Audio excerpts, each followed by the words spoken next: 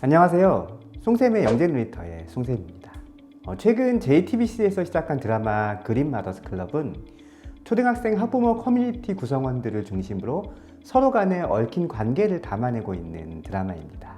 스카이캐슬의 초등학생 버전이라는 수식어가 붙을 만큼 최근 화제를 보이고 있는 드라마인데요.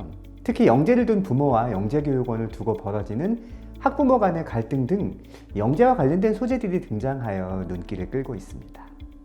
이에 오늘의 다이어리에서는 드라마 그린 마더스 클럽에서 그려지고 있는 영재 및 영재교육 관련 장면들을 되짚어보면서 영재교육에 대해 일반 대중들이 가지고 있는 오해 및 진실에 대해 이야기해 보도록 하겠습니다.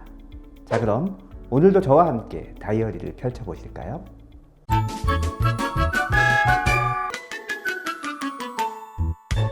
우선 이 드라마의 주인공인 엄마 이은표의 자녀인 동석을 묘사하는 부분이 흥미롭습니다. 학부모 참관 수업 시간에 동석은 수업에 집중하지 못하고 짝꿍과 수업과 관련 없는 이야기를 하다가 선생님에게 지적을 받습니다.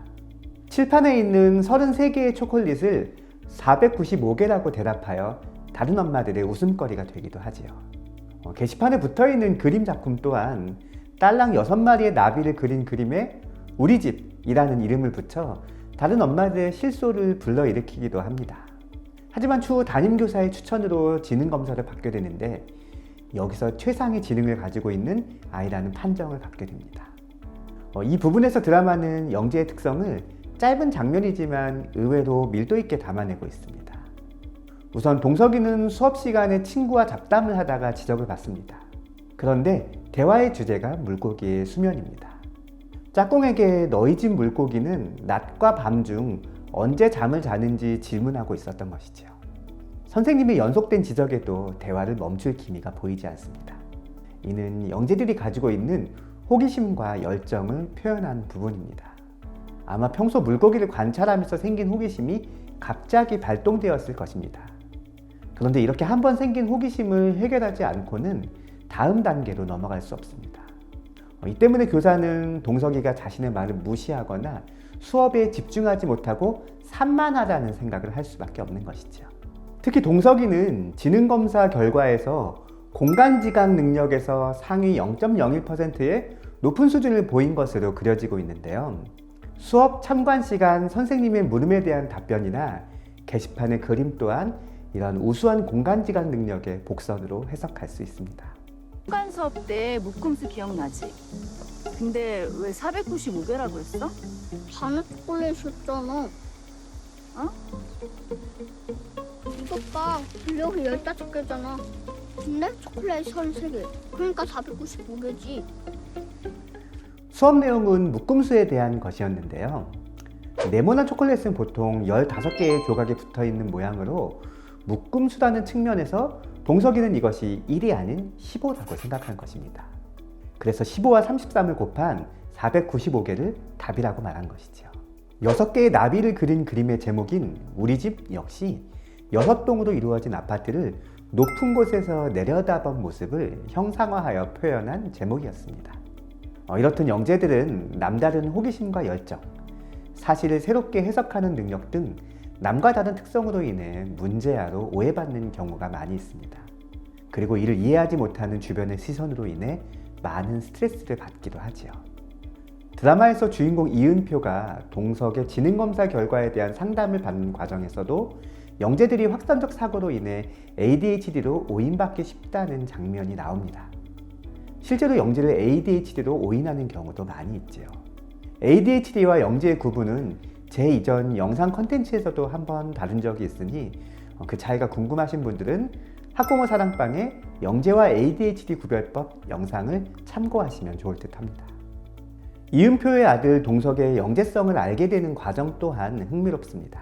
담임선생님은 동석이 수학 시간에 내준 객관식 문제들을 전혀 풀지 않아 그 이유를 묻습니다.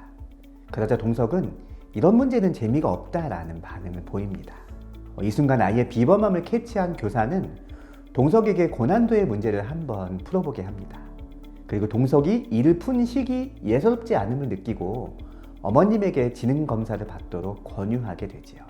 동석이의 영재성은 왜 문제를 풀지 않느냐는 담임선생님의 질문이 아니었다면 발현되지 못했을 가능성이 매우 큽니다.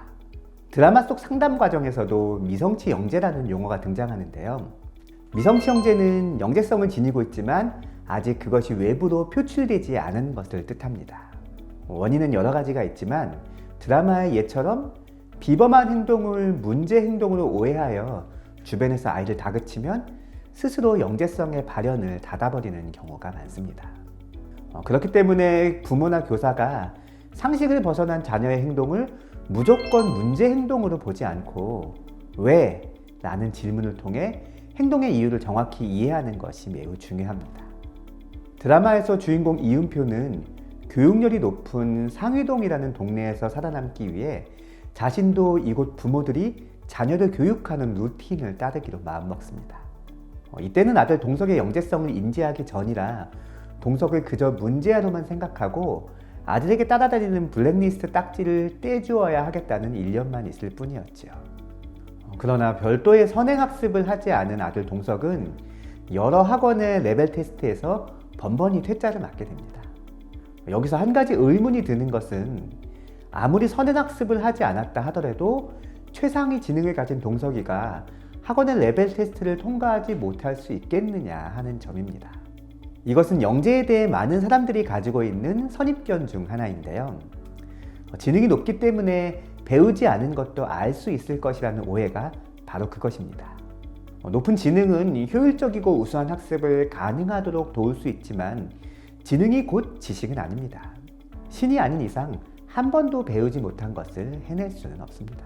그러나 사람들은 영재에게 신과 같은 능력을 기대합니다. 그리고 이들이 기대만큼의 결과를 보여주지 못했을 때 더 엄격한 잣대를 들이대며 비난하기도 합니다. 그리고 그 스트레스는 고스란히 영재들이 감당해야 될 몫인 셈이지요. 한편 또 다른 등장인물 중 한 명인 김영민은 자녀의 담임선생님에게 전화를 한 통 받습니다. 아이가 기본적인 연산을 잘 하지 못해 뒤처지고 있으며 이로 인해 아이가 위축될 수 있다는 내용이었지요. 그러나 영민은 지나친 선행교육이 오히려 아이들의 호기심을 말살시킬 수 있으므로 일부러 가르치지 않았다는 답을 합니다. 그럼에도 불구하고 엄마가 가정에서 아이의 연산 지도를 해줄 것을 선생님이 요청하자 결국 학교 게시판에 담임선생님의 태도를 지적하는 글을 올리기도 하지요. 급기야 학부모님들을 소집하여 사교육과 조기교육을 조장하는 영재학급 및 영재추천서 제도를 없애는 것에 동참할 것을 요구하기까지 합니다. 그러나 또 다른 주인공 변춘이는 인적 자원밖에 믿을 게 없는 나라에서 우수한 영재를 키우는 것은 나라를 위한 일이기도 한다고 주장하며 영미의 의견에 반대합니다. 저는 이 장면 또한 영재에 대해 일반 대중들이 가지고 있는 잘못된 시각이 반영되어 있다고 생각합니다. 영재교육이 사교육과 조기교육을 조장한다는 주장은 사교육과 조기교육은 나쁘다는 전제하에 가능한 논리입니다. 하지만 사교육과 조기교육을 꼭 나쁘다고 할 수는 없습니다. 사람은 저마다 자신의 능력에 따른 교육을 받고 싶은 욕구가 있으며 공교육만으로 이를 충족시킬 수 없다면 그 빈 곳을 사교육으로 채우는 것 자체가 잘못은 아니라고 봅니다. 능력을 지나치게 앞선 무분별한 사교육과 조기교육이 문제인 것이겠죠. 영재교육을 통해 우수한 인재를 발굴하는 것이 국가에 기여하는 것이라는 주장 또한 지나친 감이 없지 않습니다. 물론 영재를 위해 상당한 국가 예산과 인력이 투입되는 것을 부정할 수는 없습니다. 그리고 이러한 혜택을 사회에 돌려주는 것도 매우 중요하지요. 하지만 그 과정에서 영재의 행복이 간과되어서는 안 된다고 생각합니다. 재능을 발휘하는 것 자체에서 오는 행복감과 자아 실현 또한 사회적, 국가적 요구 못지않게 중요하기 때문이죠. 그렇기 때문에 어느 누구도 영재라는 이유만으로 사회공헌이 개인의 행복보다 무조건 선행되어야 한다고 강요해서는 안 됩니다. 영재에게 은연중에 일반인보다 더 뛰어난 도덕성, 더 엄격한 윤리의식을 요구하는 시각 또한 달라져야 한다고 생각합니다. 오늘은 드라마 그린마더스 클럽 속에서 그려지고 있는 영재 및 영재교육의 시각에 대해 이야기해 보았습니다. 영재교육에 몸담고 있는 사람으로서 우리나라에서 이렇게 영재 및 영재교육을 직접적인 소재로 다루고 있는 드라마가 등장했다는 점이 매우 인상적입니다. 드라마는 현실을 담는 허구라고 하는데 이 드라마가 우리의 영재교육 현실을 어떻게 담아내는지 앞으로 좀 더 관심 있게 지켜보고 싶네요. 오늘의 다이어리는 여기까지입니다. 다음 시간에도 영재와 관련된 재미있는 에피소드로 찾아뵙겠습니다.